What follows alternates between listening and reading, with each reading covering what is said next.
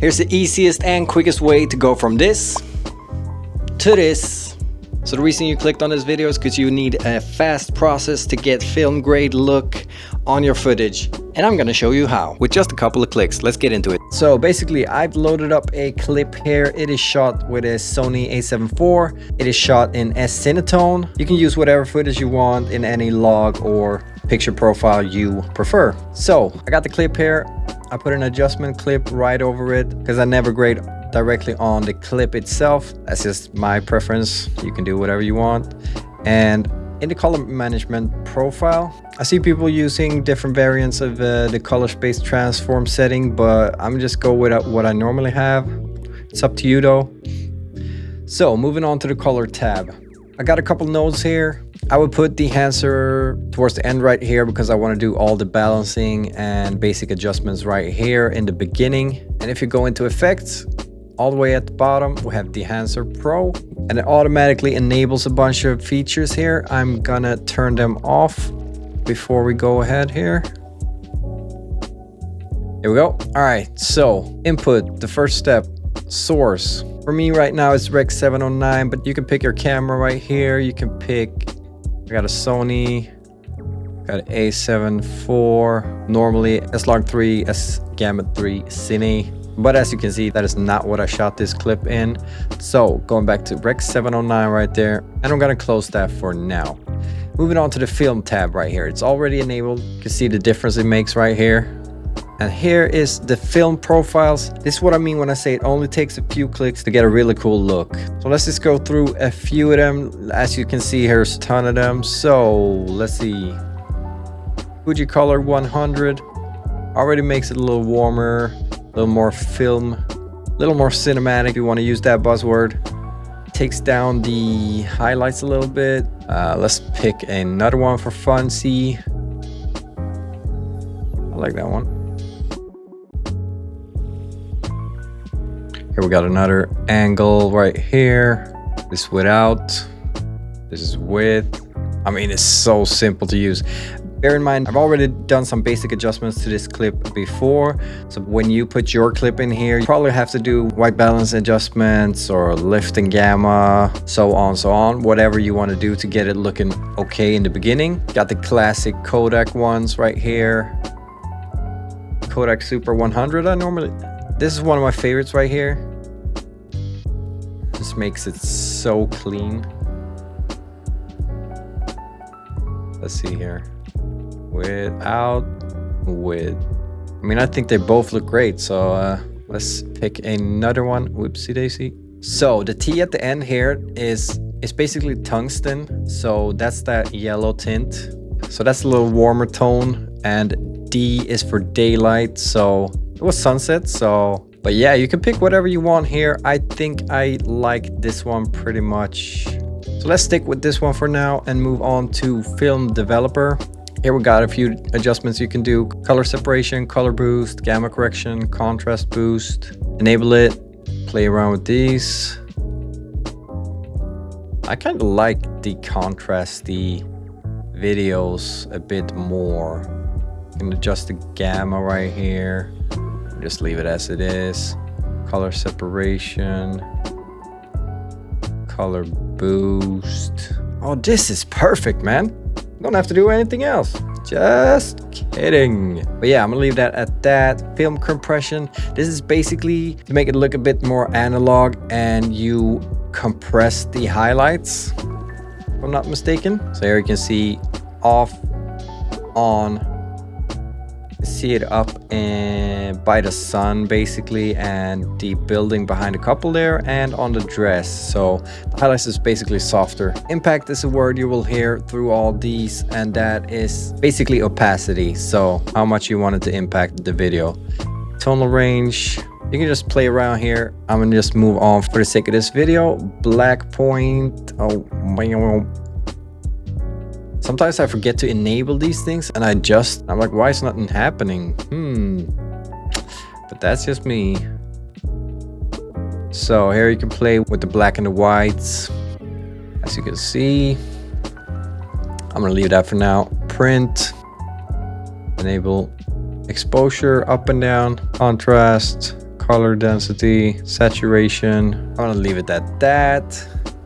Color head. So I haven't dived deep into this color head, but it's a great way to basically split between the tones here. I haven't really used this color head that much, but you can do some pretty cool stuff with this. Let's turn it on, just see what we can do here. Just play around with the yellow and blues. Normally what I do with any software I use is I go to the extreme just to see what it does. Maybe I want to make it a little bit more yellow. Same with the green magenta here. Oh, that's what it does. Cool. Then I'm gonna tone it down. I like it around there. Cyan, red. Okay. I like it a bit more towards the red right there. Here you can change the tone of the shadows, midtones, and highlights. Pretty awesome feature, to be honest. So maybe you want to make the shadows a bit colder or warmer. You can do that right here. I'm gonna leave it for now. Same with the midtones. Here you can turn them into Smurfs if you want, or maybe pumpkins. It's totally up to you. I'm gonna leave it for now. Highlights. Basically make it a scene in the movie Dune. So yeah, you can play around with that. Moving on to film grain, enable that. Everyone knows what film grain is. You can see the grain right here. And you can change the size of the grain so it's super big. Looks like someone filmed this on an old Nokia phone. Film grain is super popular right now. I mean, I'm not a filmmaker per se. I do mostly social media things, so I'm not a huge fan. It has its place. If you're after that vibe, it's a perfect tool. I just don't use it that much. I'm gonna leave it off for now. Halation is pretty cool. I like it as long as it's subtle. So as you see here, it's pretty subtle actually. So the 35mm is pretty subtle. That's how I like it, but you can go to the extreme right here. The no ramjet is pretty much as extreme as it can get. Right there.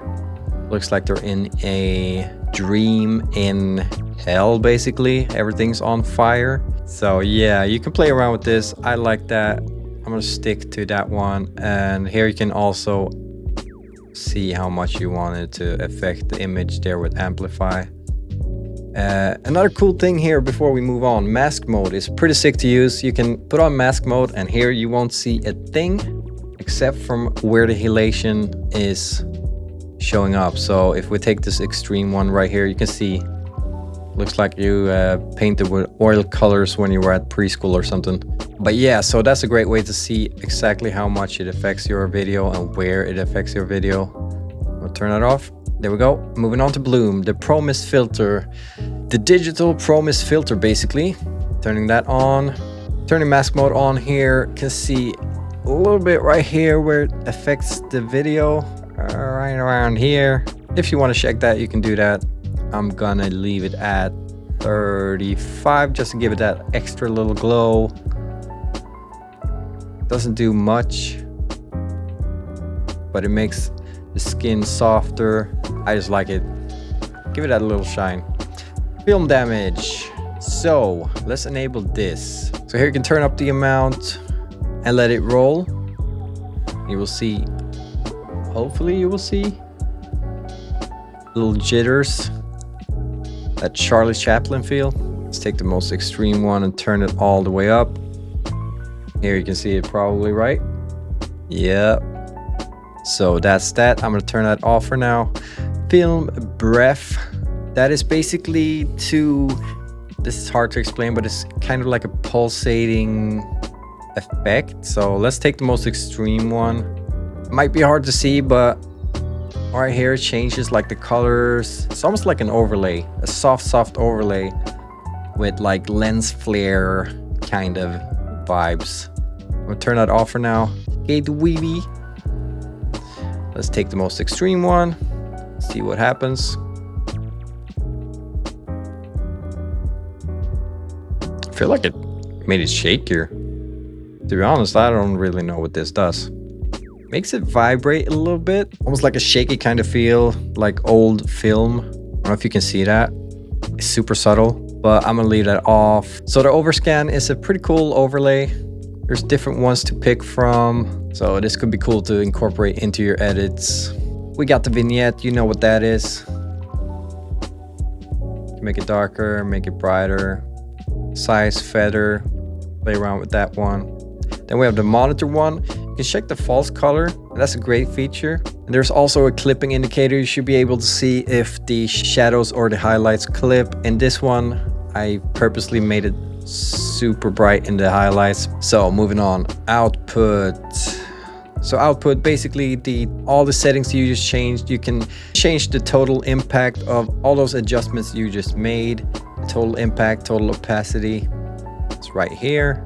LUT Generator. Once again, everything you just adjusted, you can make into a LUT and send to a friend if you want. Hey, sharing is caring, you know? And I mean, just this film in itself, just to have the film profile, the film grain, halation, bloom, film damage, the vignette, the overscan overlay, and the option to do some split toning right here with the color head. I mean, to have all this in one place is super effective, and it will make your color grading way faster. And don't forget to use code LouisVisual10 at checkout to save 10% off. At Dehancer's website, you can read more about every single effect and how it affects your footage. So be sure to check that out if you want to read more about it. You can also see their payment plans. You can pay once and have it for a lifetime. That's what I would go with. You can also choose if you want the whole software with every single effect, or if you want to pick just a single effect, or if you want the light version with a couple pre-selected effects. So be sure to check that out at dehancer.com. If you got an iPhone, there's also an app for Dehancer. So if you're one of those people who like to edit on your phone, this is the perfect plugin to help you out with the color grading quick and easy. And why are you still here? Go create and tag me in everything you do and post, so I will look at it and say, wow, that's amazing color work right there. And that's all. Thank you. I love you. Bye.